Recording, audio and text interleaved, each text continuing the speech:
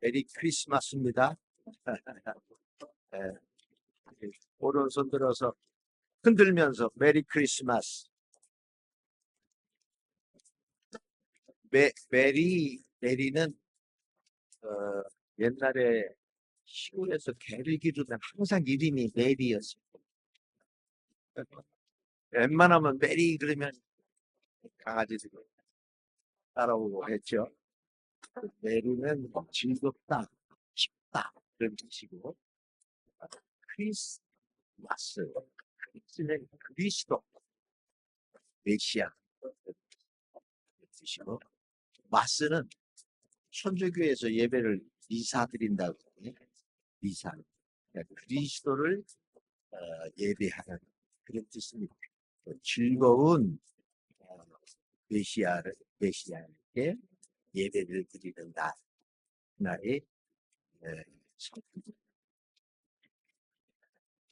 1년 10월 9일 날 종주 15만 명 경주에 세계적인 지도자들이 모였습니다.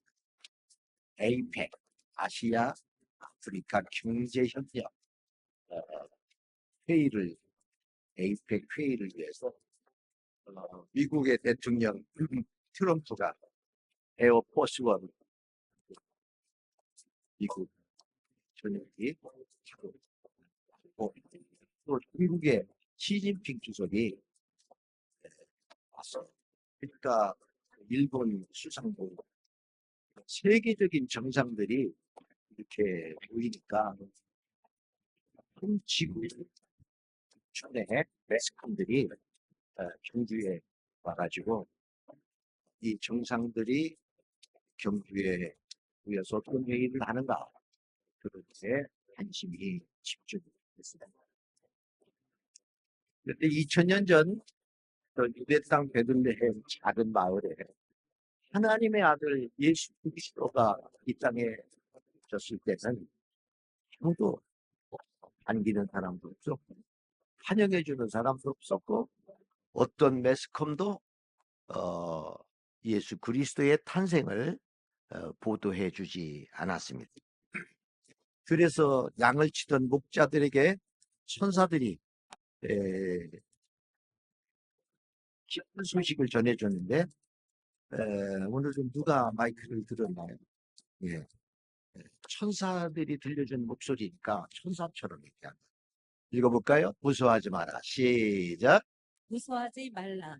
보라, 내가 온 백성에게 미칠 큰 기쁨의 좋은 소식을 너희에게 전하노니 오늘 다윗의 동네에 너희를 위하여 구관하셨으니 곧 그리스도 주시니라. 너희가 가서 강보에 쌓여 그 위에 누워있는 이를 보리니 이것이 너희에게 표적이니라. 온 세상에게 미칠 큰 기쁨의 소식이다. 성탄절 아이들은 양말 속에 그 선물이 있습니다. 집집마다 미국에서는 아이들이 3명씩 짝을 지어서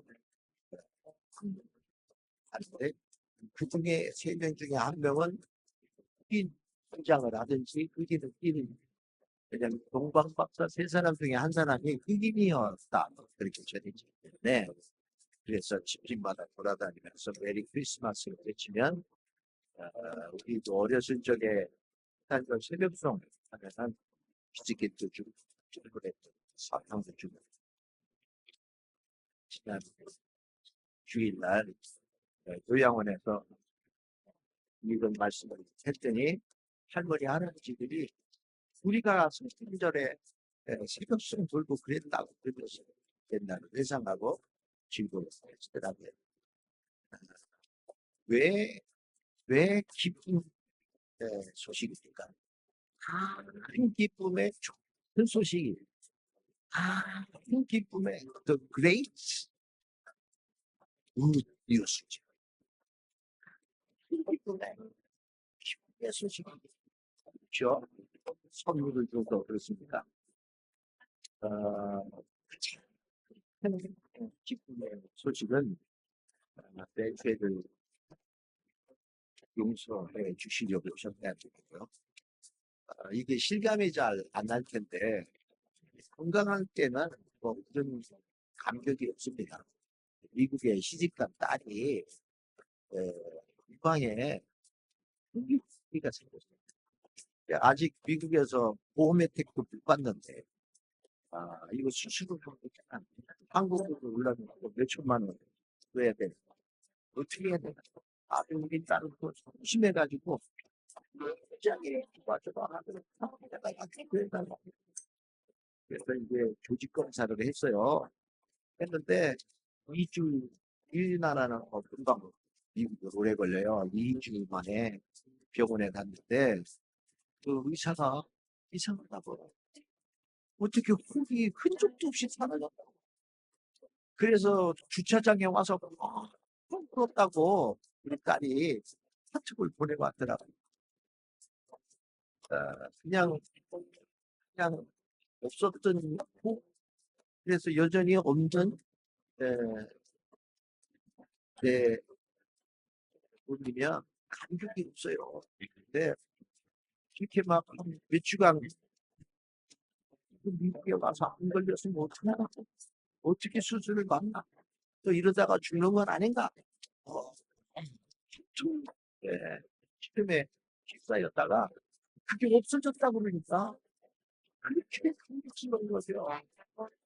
우리가 예수님이 이 땅에 오셔서 물론 용기도 주시고 새 힘도 주시고 삶의 의미도 부여해 주시고 귀한 것들이지만은 우리 예수님이 이 땅에 오신 가장 큰 소식은 우리의 죄를 용서해 주셨다는 거예요. 우리 강 목사님이 12월 달에 죄에 대한 설교를 해 주셔서 너무너무 감사하더라고요.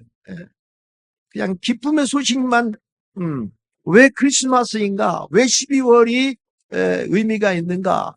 예수님이 이 땅에 오신 것이 왜 그렇게 기쁜 소식인가?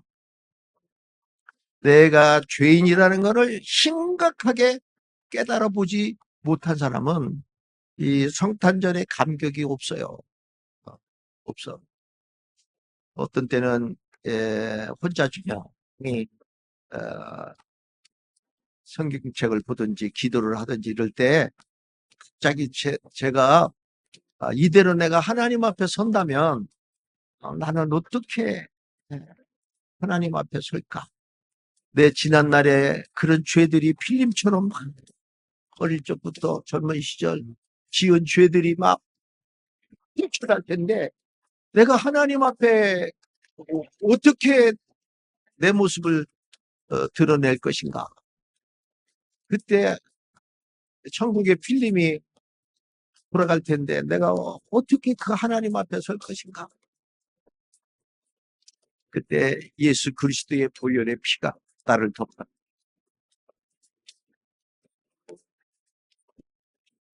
오늘 아침에도 제가 와이셔츠 빨고 왔어요. 와이셔츠는 제가 빱니다, 항상.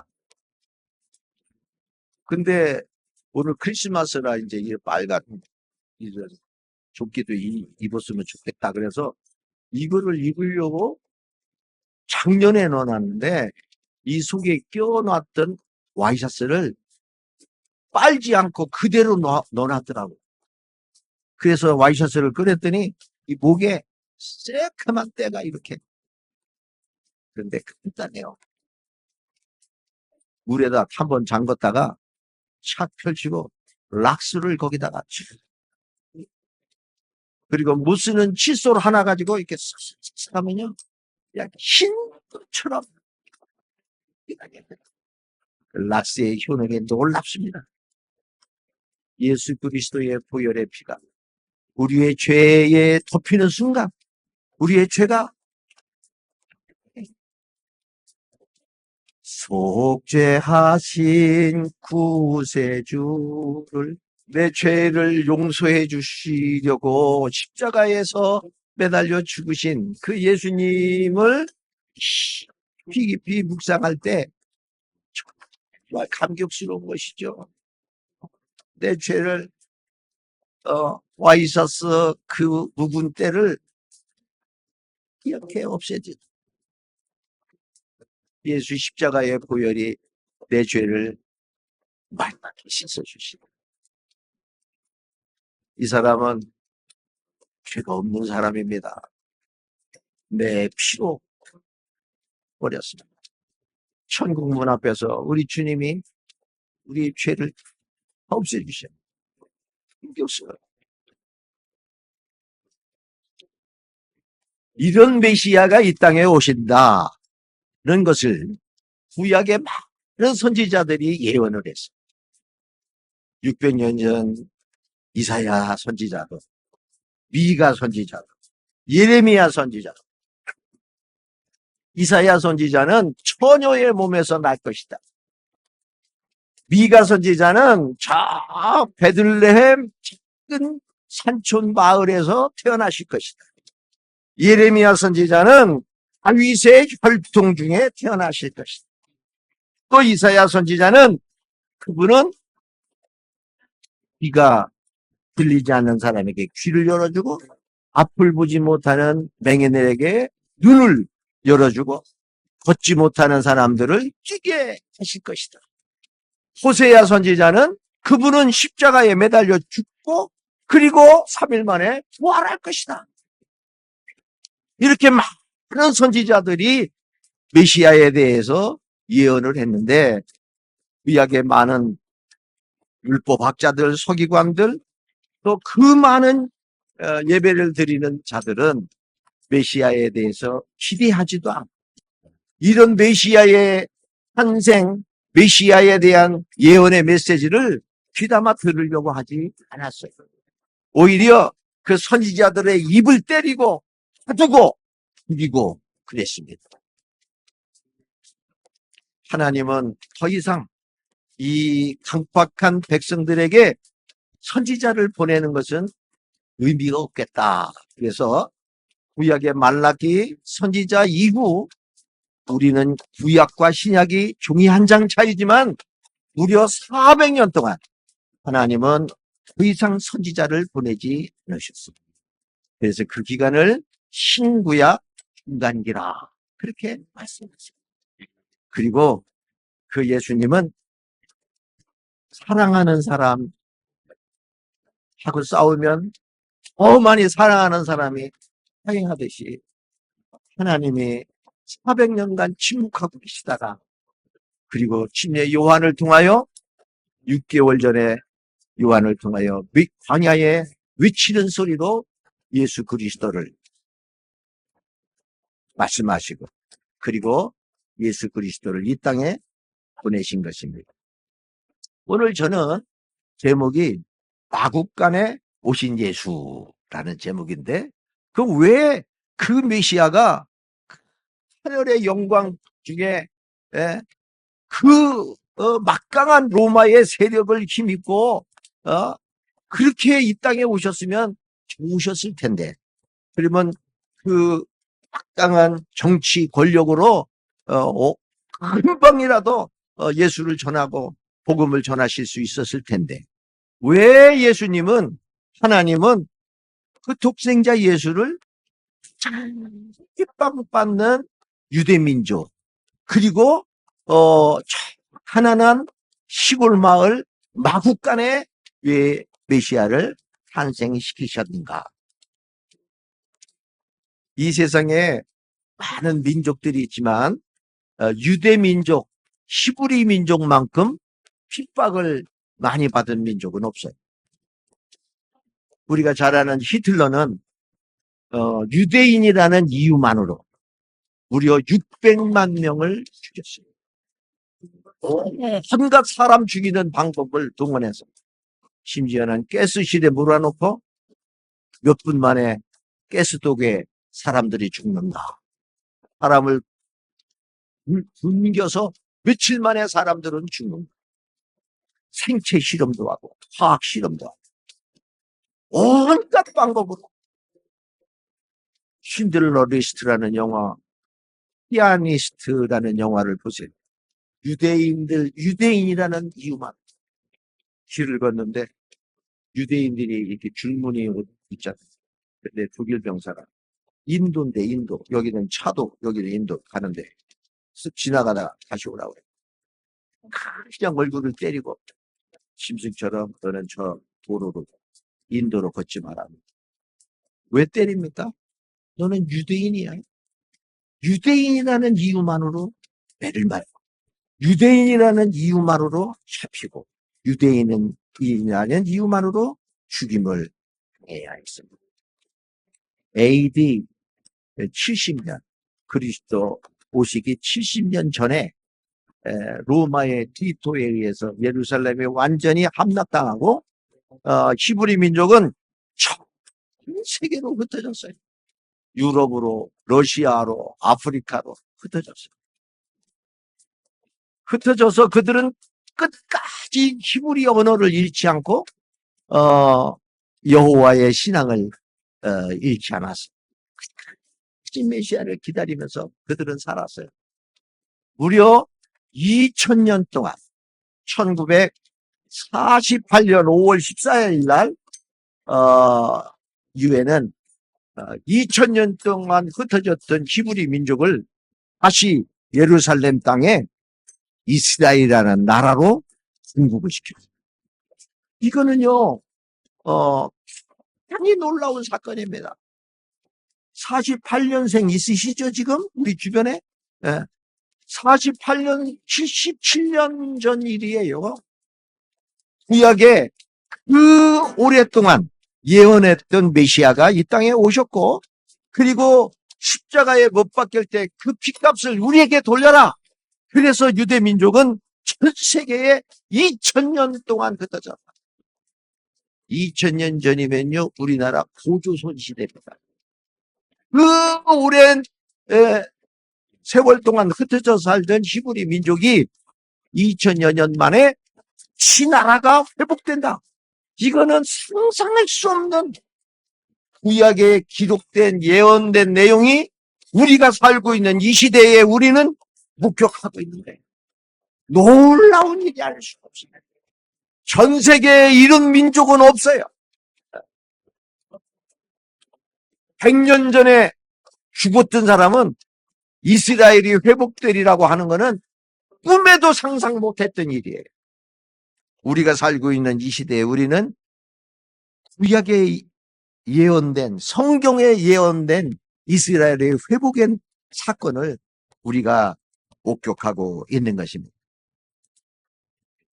갈라디아서 4장 4절 5절에 보면 때가 참에 하나님이 그 아들을 보내사 여자에게 나게 하셨다. 그런데 이 때가 참에라는 말이 굉장히 의미가 있어요.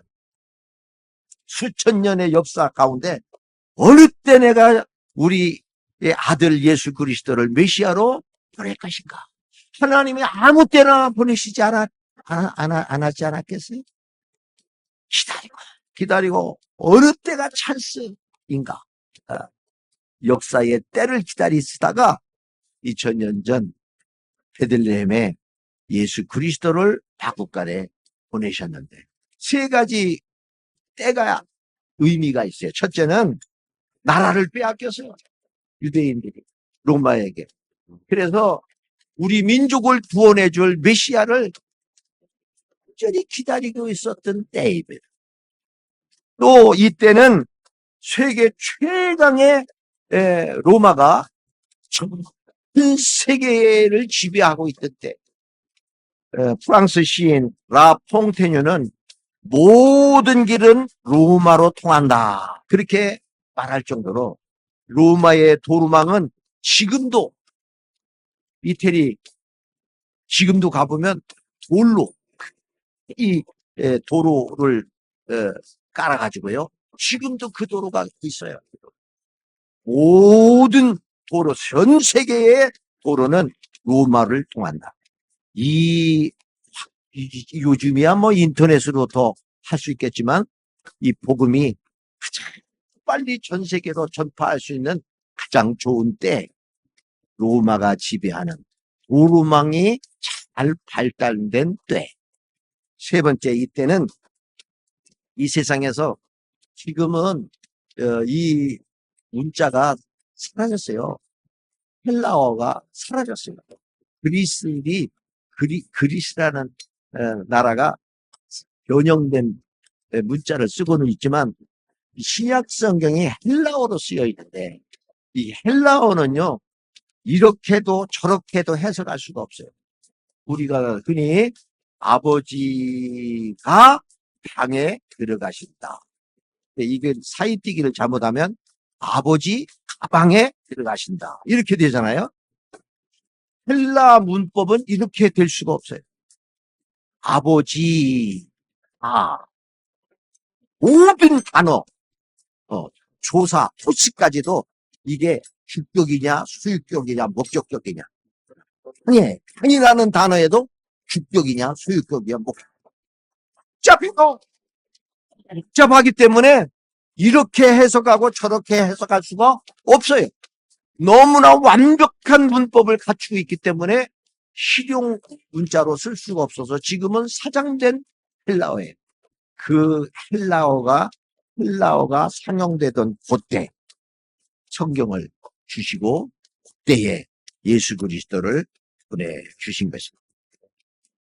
말라기 선지자는 이 메시아를 보낼 것이다. 말라기 4장 4절에서 5절 읽을까요? 시작. 온 이스라엘을 위하여 내 종 모세에게 명령한 법, 본 율례와 법도를 기억하라.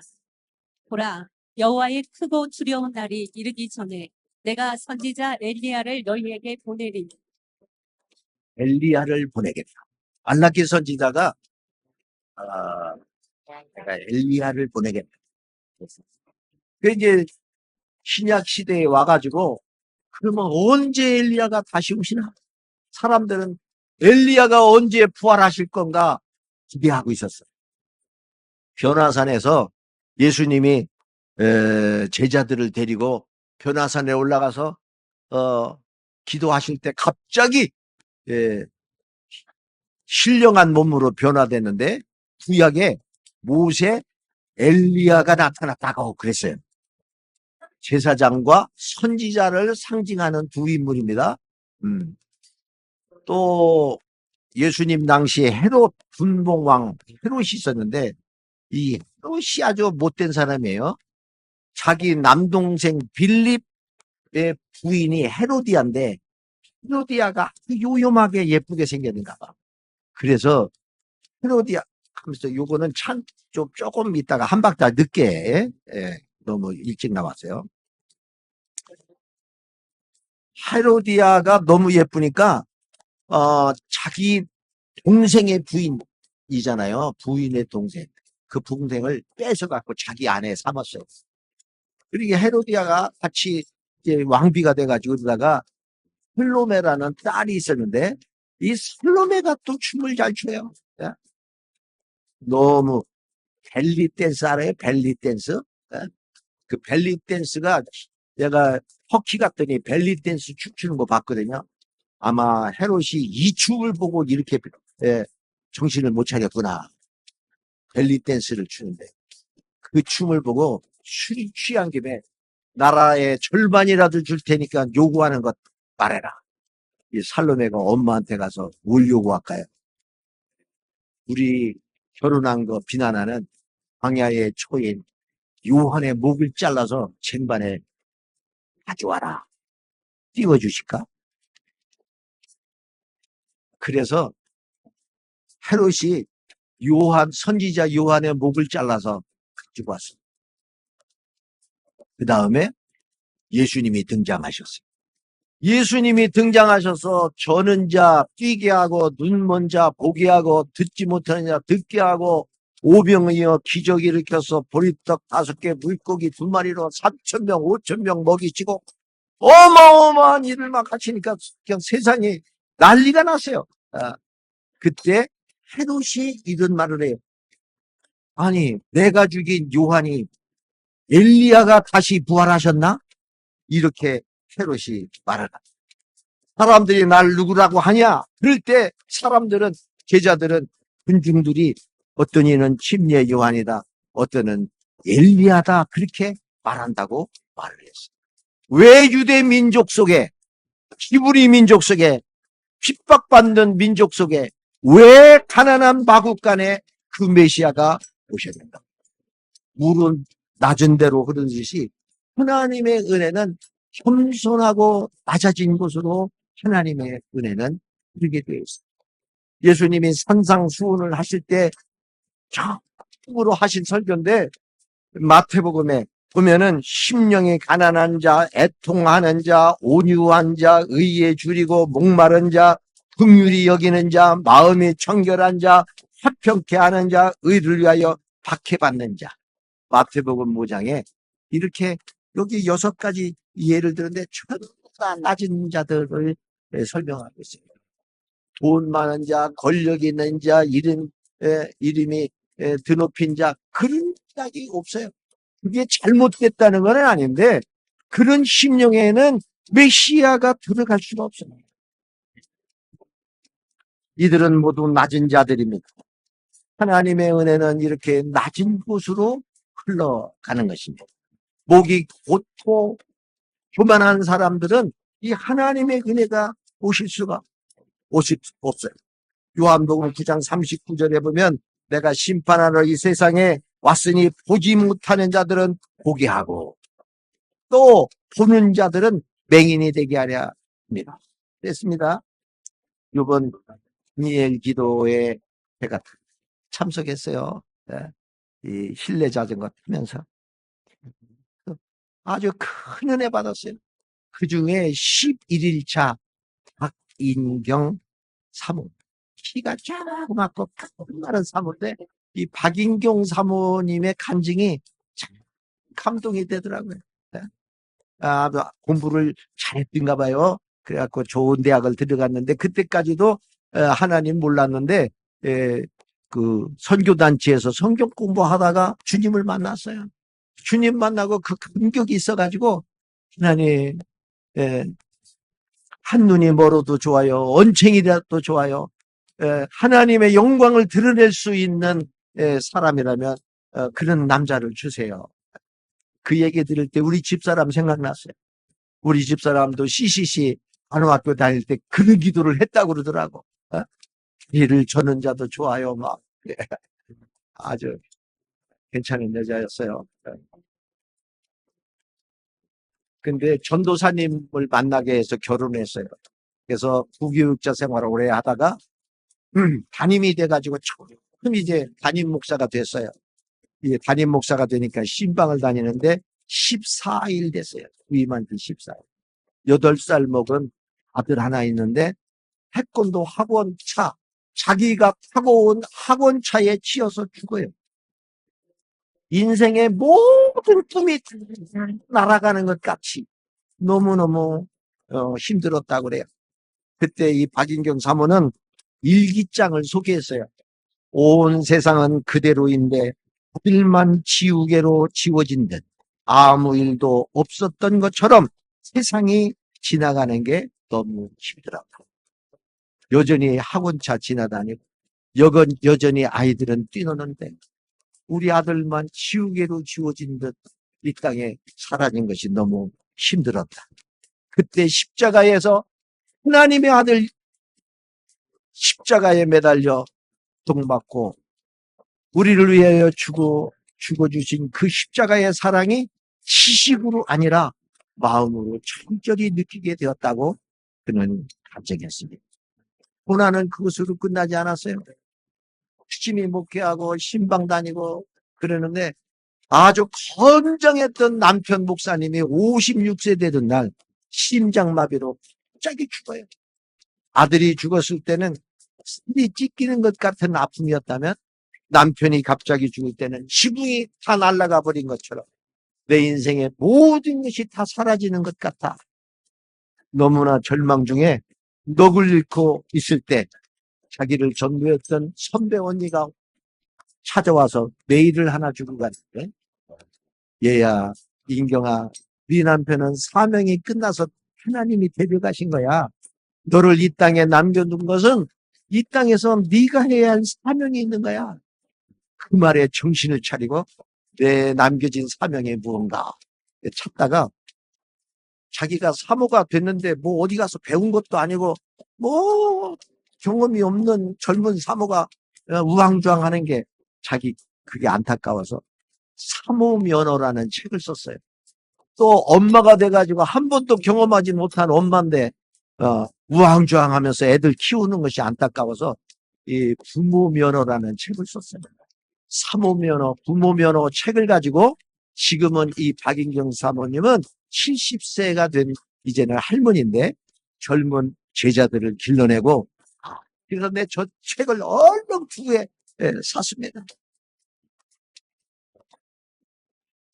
저는 이 사모님의 간증을 들으면서 얼마나 슬퍼요.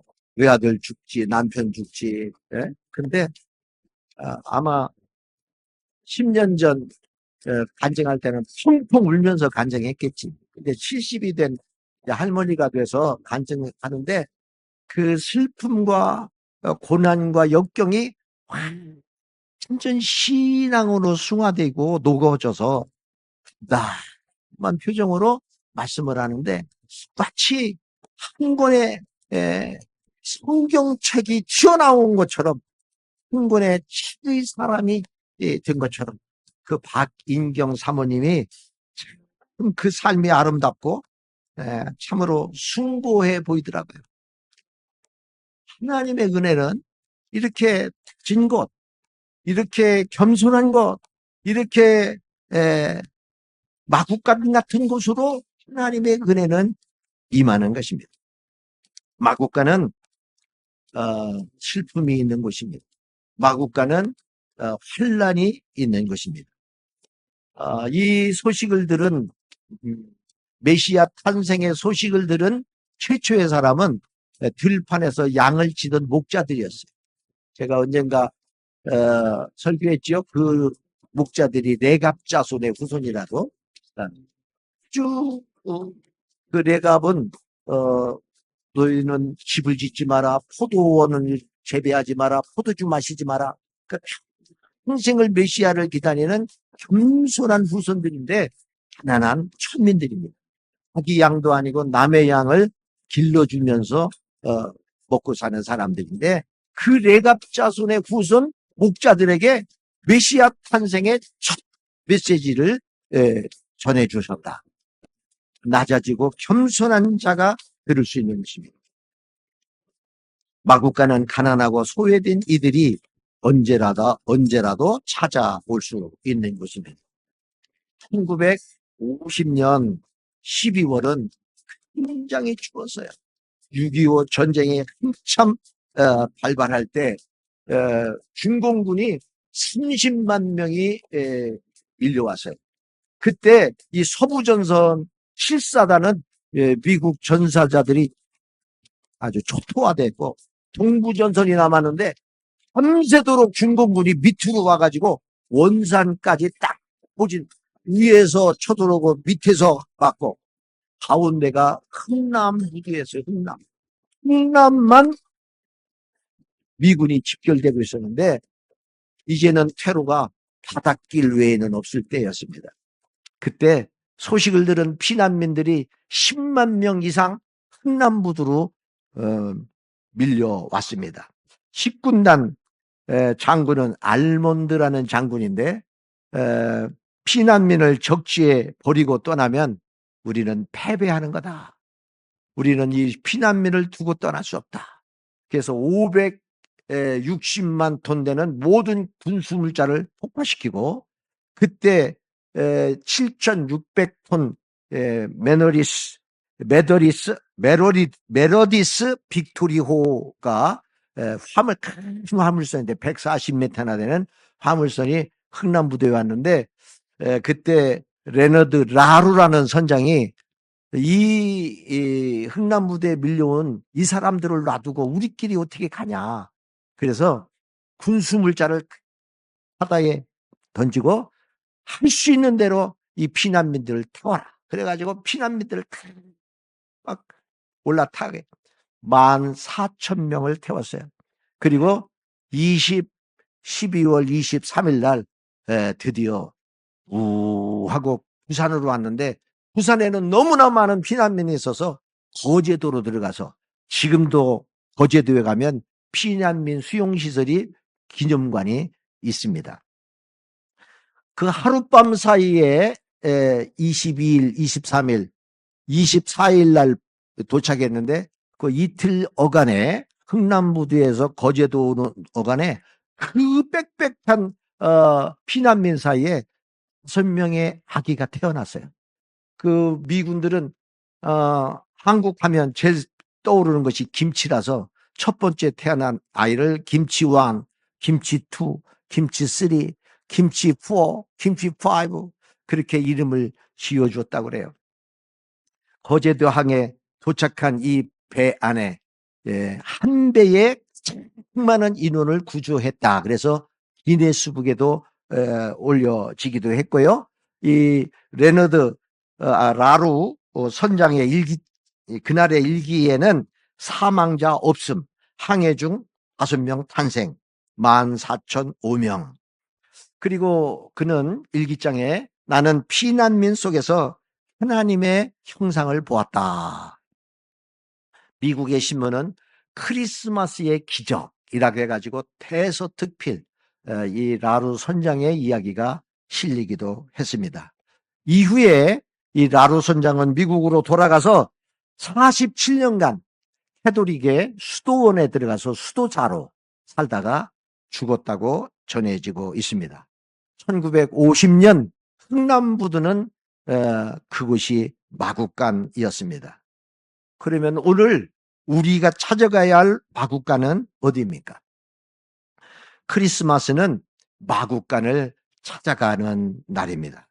동방 박사들이 그 먼 길을 보배압을 들고 일부러 찾아가듯이 우리도 일부러 귀한 보배압을 들고 우리 주변의 마국간을 찾아가는 날이 성탄절입니다.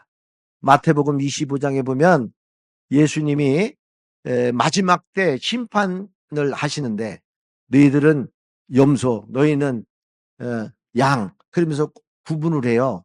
그런데 왜 우리가 염소입니까? 내가 굶주릴 때, 내가 옥에 갇혔을 때, 내가 나그네 됐을 때, 내가 헐벗었을 때, 내가 옥에 갇혔을 때, 내가 목마를 때 너희는 나를 외면했잖아. 근데 이 사람들은 나를 도와주었어. 그 사람들을 도와준 게 곧 나를 도와준 거야.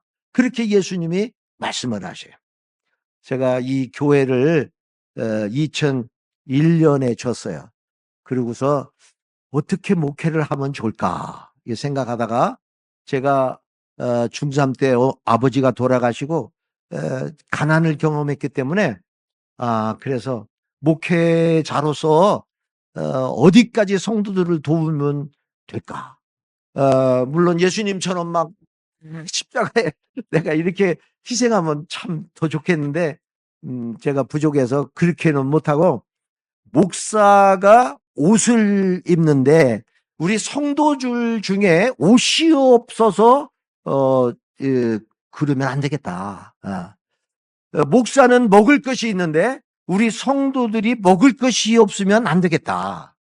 추운 날 목사는 따뜻한 데서 잠을 자는데 우리 성도들이 잠잘 곳이 없으면 안 되겠다. 최소한도 요 의식주만큼은 내가 책임져 줘야 되겠다. 그게 최소한의 목사로서 할 일이다. 그래서 지하실에 착한 가게는 헌옷을 모아서라도 옷 없는 사람들을 나눠주자. 선교사들 나눠주자. 가난한 이들에게 나눠주자. 지금은 2,000원씩 받고 나눠주나요? 그래서 착한 가게를 만들었고요.